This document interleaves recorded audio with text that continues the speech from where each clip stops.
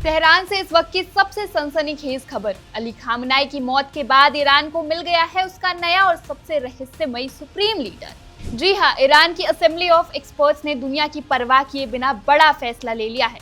मुस्तफा खामनाई अब ईरान के नए सर्वोच्च नेता नियुक्त कर दिए गए हैं। 88 मौलवियों वाले इस ताकतवर काउंसिल ने मुहर लगा दी है कि अब ईरान की सेना परमाणु हथियार और बड़े फैसले की चाबी मुस्तफा के पास होगी।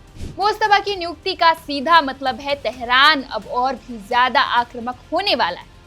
अमेरिकी राष्ट्रपति डोनाल्ड ट्रंप ने इसे अस्वीकार्य बताया था, लेकिन ईरान ने मुस्तफा को चुनकर ये जता दिया है कि उनके देश का बॉस कौन होगा ये वॉशिंगटन तय नहीं करेगा।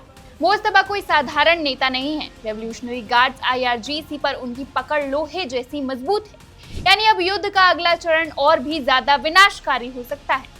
दुनिया जिसे वंशवाद कह रही है, ईरान उसे मजबूत नेतृत्व बता रहा है। मुस्तफा खामनाई ने आज तक कभी कोई सार्वजनिक भाषण नहीं दिया, वो हमेशा पर्दे के पीछे रहे, लेकिन अब वो सीधे वॉर रूम से हुक्म चलाएंगे।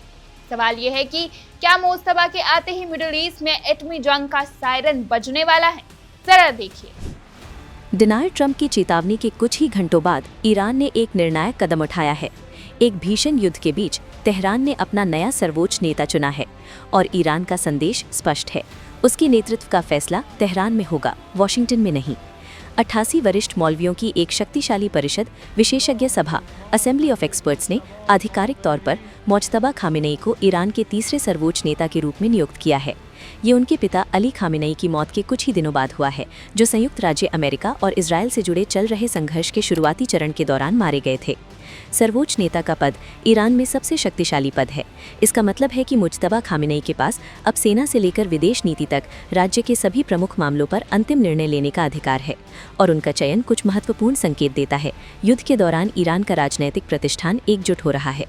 फैसले की घोषणा से पहले डोनाल्ड ट्रंप ने सार्वजनिक रूप से सुझाव दिया था कि ईरान के नेतृत्व के चुनाव में वॉशिंगटन की भी भूमिका होनी चाहिए, लेकिन तेहरान की त्वरित नियुक्ति एक कड़ा संदेश भेजती है। ईरान का नेतृत्व परिवर्तन उसकी अपनी संवैधानिक प्रक्रिया का पालन करेगा। इस बीच संघर्ष और भी तेज होता जा रहा है। संयुक्त राष्ट्र में ईरान के राजदूत के अनुसार चल रहे अमेरिकी इजरायली हमलों में 1300 से अधिक ईरानी नागरिक मारे गए हैं और हजारों अन्य घायल हुए हैं। तेल भंडारण केंद्रों पर हमलों के बाद तेहरान के ऊपर काला धुआं देखा गया है, जिसने रात के आसमान को दहला दिया।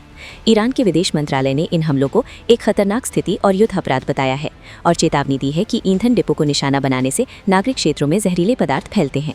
दबाव के बावजूद ईरान के नेतृत्व का कहना है कि वे आत्मसमर्पण नहीं करेंगे।